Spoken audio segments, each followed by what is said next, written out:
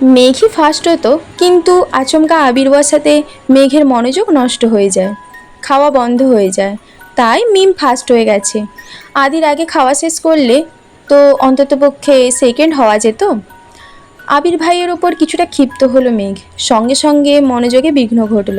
মনে মনে বলল, আবির ভাইকে কি জিজ্ঞেস করব কি হয়েছে। ততক্ষণে প্লেটের ভাত জোর করে খেয়ে শেষ করেছে। মেঘের জিজ্ঞাসু নেত্রযুগল আবিরের মুখের পানে। মেঘের হাত পা কাঁপছে, গলা শুকিয়ে আসছে। কি জিজ্ঞেস করতে চেয়েছিল সব এলোমেলো হয়ে গেছে।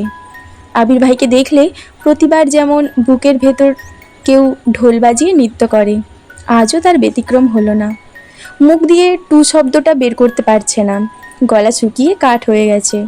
চোখ নামিয়ে গ্লাস টেনে ঢকঢক করে পুরো গ্লাসের পানিটা শেষ করলো। আবিরের এদিকে কোনো মনোযোগ নেই, সে তার খাওয়াতে মগ্ন।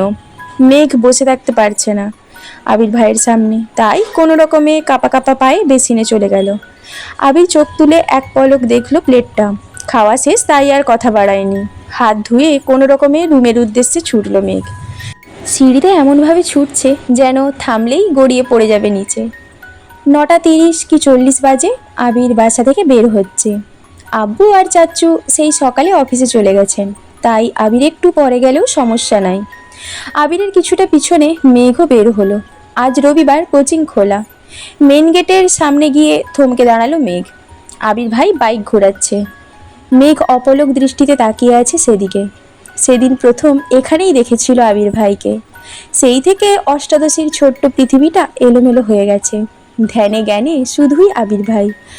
অষ্টাদশীর খুব ইচ্ছে হচ্ছিল বাইকে করে কোচিং যেতে। আজ পর্যন্ত মেঘ বাইকে ওঠেনি। শুধু মেঘ কেন, মিম আদি কেউই ওঠেনি। মেঘের খুব ইচ্ছে করে খোলা আকাশের নিচে বাইকে ঘুরবে, প্রকৃতির সৌন্দর্য বাতাস উপভোগ করবে। মনে মনে ভাবলো, আবির ভাই কি আমায় নিয়ে যাবেন? হঠাৎ আবিরের কণ্ঠ কানে বাজলো, মেঘ। নিজের নামটা আবির ভাইয়ের মুখে শুনে মনের মধ্যে বসন্তের হাওয়া লেগেছে। মনে হচ্ছে তরোয়াল দিয়ে ফালা ফালা হয়ে গেছে হৃদয়টা। মনের মধ্যে হাজারো পাখির কলরব, তারা যেন বলে বেড়াচ্ছে তোর ক্রাশ তোকে ডাকছে। আবিরের গম্ভীর কণ্ঠ ভেসে আসলো আবারও, ডাকছি তো। মেঘ চুপসে গেল, চোখ নামিয়ে কাপা কাপা পায়ে এগিয়ে গেল আবিরের দিকে। মনে মনে ভাবলো, আবির ভাই কি সত্যিই আমায় বাইকে করে নিয়ে যাবেন? আবির চোখে মুখে বিরক্তি নিয়ে বলল, তুই চুল খুলে ঘুরিস কেন? মেঘ যেন আহম্মক হয়ে রইল। আবির কণ্ঠ দ্বিগুণ ভারী করে বলল, আজকের পর থেকে যেন তোকে বাহিরে কোথাও চুল খোলা না দেখি। যদি আর একদিন তোকে এভাবে দেখি তাহলে এমন থাপ্পড় দেব, তোর গাল থেকে থাপ্পড়ের দাগ 1 মাস হয়ে যাবে না। ছোটবেলার মাইরটা আশা করি ভুলেই যাসনি।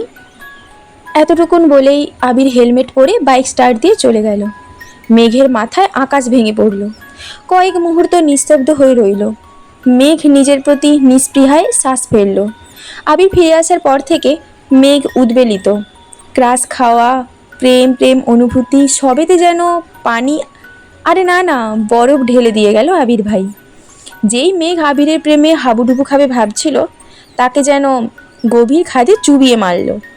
মনে পড়ে গেল ছোটবেলার আবিরের মারের কালো অধ্যায়। ছোটবেলায় আবিরই মেরেছিল শুধু তাকে। আজ পর্যন্ত মা বাবা এমনকি তানভীর এত ধমকায়, সেও কোনোদিন মেঘের গায়ে হাত তুলেনি। এত বছর পর আবির ভাই ফিরল।